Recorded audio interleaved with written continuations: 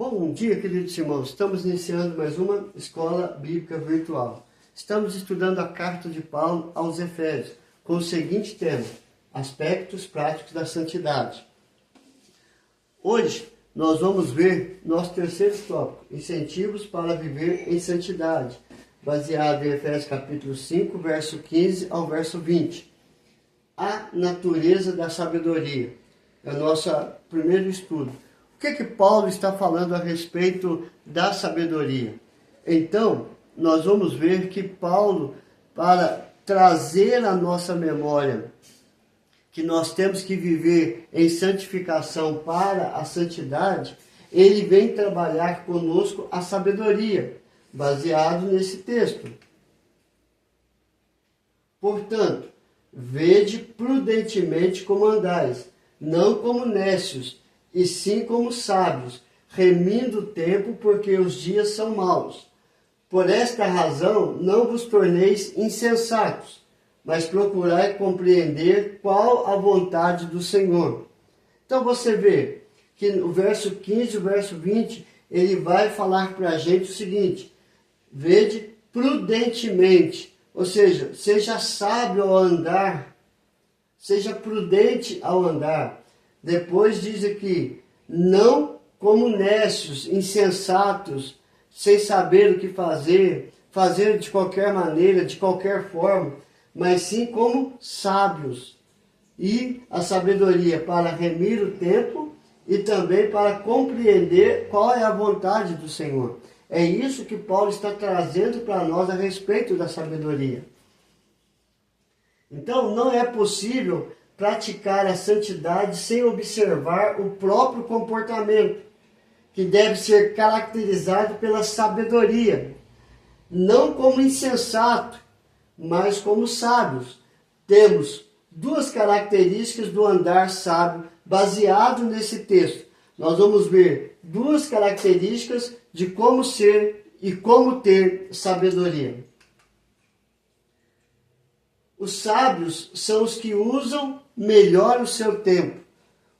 Então Paulo está chamando a atenção que a sabedoria é saber usar o tempo para o nosso próprio proveito e para glorificar a Deus. Como? A palavra remir significa resgatar, usar plenamente. E nesse caso, tirar maior proveito do tempo. Seria a melhor tradução, sendo que o tempo se refere a cada oportunidade que passa. Todos temos a mesma quantidade de tempo, minutos, horas e dias. Então, os sábios são os que tiram o melhor do tempo para tudo e também se consagrar a Deus.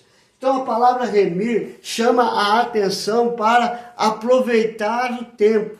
Ou seja, ele diz aqui, tirar maior proveito do tempo. Então ele fala assim, olha, você tem que aproveitar o tempo da melhor forma. E como que eu vou aproveitar o tempo? Com sabedoria.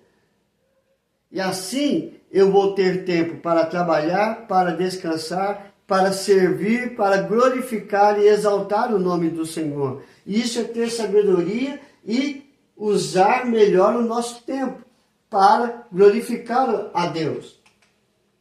E o segundo, as pessoas sábias procuram compreender qual é a vontade de Deus. Então, quando você olha para o texto, você vai ver que ele fala lá para a gente que nós temos que compreender qual é a vontade de Deus. E qual é a vontade de Deus? Tentar viver a vida cristã fazendo a vontade própria é pura insensatez. Descobrir e praticar a vontade de Deus é pura sabedoria. Além disso, distinguir entre a vontade geral e a vontade particular de Deus é também sabedoria. E elas é descrita nas Escrituras Sagradas.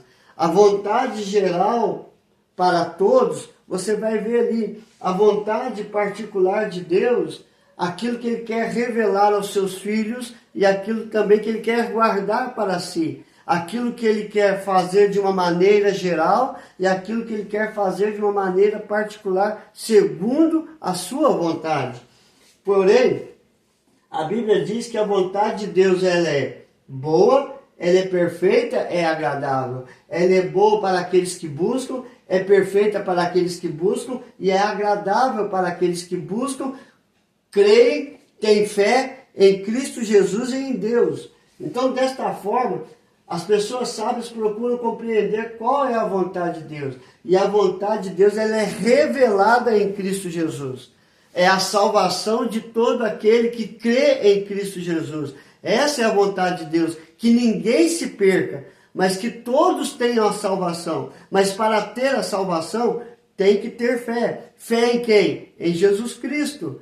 E Ele nos salva, nos purifica, nos perdoa, nos justifica de todo o nosso pecado.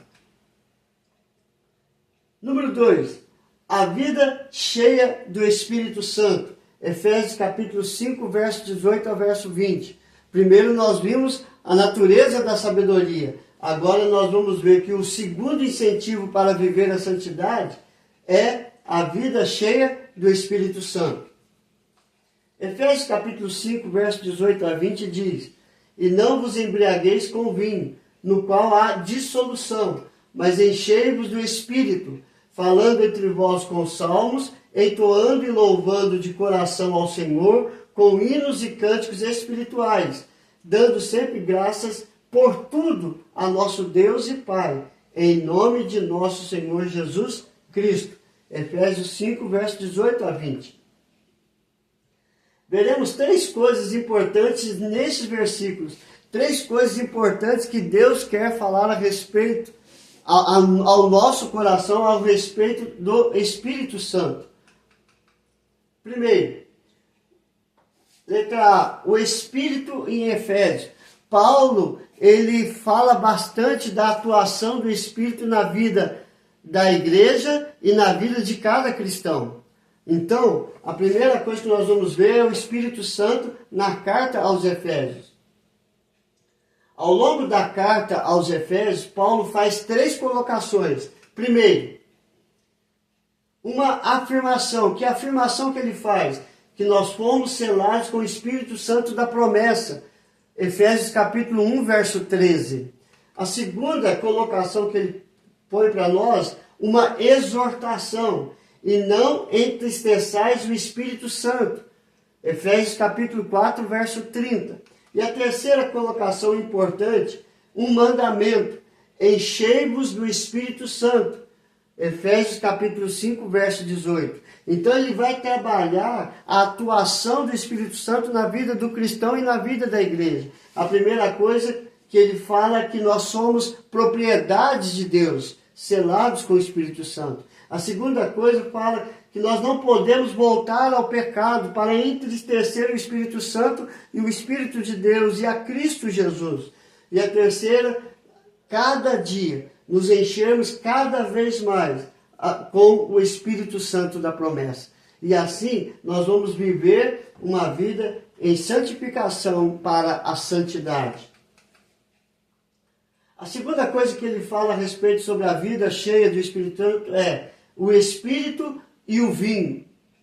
Então, irmãos, Paulo chama a atenção ao falar primeiro do vinho. Não vos embriagueis com vinho no qual há dissolução. A palavra dissolução traduz um termo grego que indica ações desenfreadas e desregradas. No poder do vinho ou qualquer bebida alcoólica, a desagregação e perda da consciência psicológica, moral e espiritual. Então, se nós nos embriagamos com vinho, como podemos agradar a Deus se nós perdemos a consciência psicológica, moral e espiritual? Que louvor, que adoração nós vamos prestar ao Senhor. É por isso que Paulo ele fala primeiro do vinho. Não vos embriagueis com vinho, no qual há dissolução. Mas a terceira coisa que ele fala a respeito da vida cheia do Espírito Santo é enchei-vos do Espírito Santo. Enchei-vos do Espírito Santo da promessa. A fim de entendermos melhor esta expressão, enchei-vos do Espírito, analisaremos 4 aspectos gramaticais conforme o texto original grego. Ou seja, a primeira está no modo imperativo, enchei-vos, que quer dizer uma ordem, não uma proposta alternativa, mas um mandamento direto.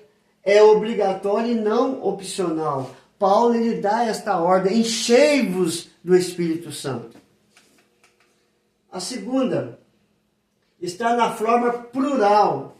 A plenitude do Espírito Santo não é um privilégio elitista, só para a elite, só para pastores, só para missionários, evangelistas. Não, é para toda a igreja, para todo aquele que crê em Cristo Jesus. Mas uma possibilidade para todo o povo de Deus, que foram selados pelo Espírito Santo da promessa. Terceiro, está na voz passiva. O sentido é, deixe o Espírito Santo encher vocês. Ninguém enche a si mesmo do Espírito Santo, mas é enchido por ele toda vez que vivemos debaixo da autoridade do Espírito Santo, deixando ele direcionar a nossa vida.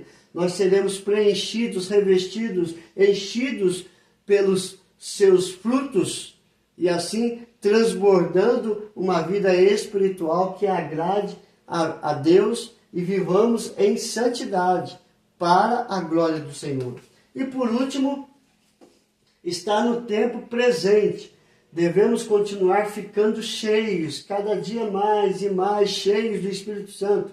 A plenitude do Espírito Santo não é uma experiência de uma vez para sempre, que nunca podemos perder. Ao contrário, é uma busca contínua, pois temos necessidade de estar cheios do Espírito, todos os dias, em todos os momentos do dia.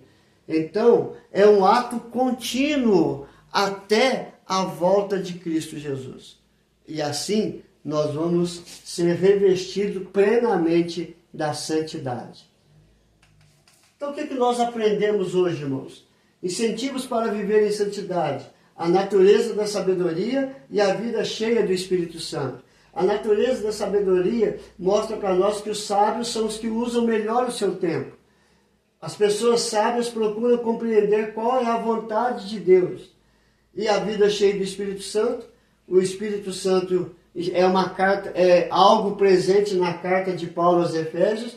O Espírito Santo e o vinho, ele nos dá a ordem de nos enchermos do Espírito Santo e não embriagar com vinho. E assim nós vamos viver uma vida que glorifique ao Senhor. Vamos orar, queridos? Senhor, graças te damos por tudo. Pela tua palavra, pela tua bondade, pelo sacrifício de Cristo Jesus para nos perdoar e justificar de todo pecado. Trabalhe isso na nossa vida, Senhor. Que possamos, Senhor Deus, ter sabedoria para entender e compreender as sagradas Escrituras. Ter sabedoria para remir do tempo. Ter a sabedoria para entender a vontade do Senhor para a nossa vida. E assim, nos enchermos cada dia mais e mais do Espírito Santo, para que possamos viver a santificação plena em busca da santidade. Abençoe cada ouvinte, ó Pai, em todos os momentos da sua vida. É a minha oração em nome do teu Filho amado Jesus. Amém e amém. Que Deus te abençoe, queridos, e até amanhã, se Deus quiser.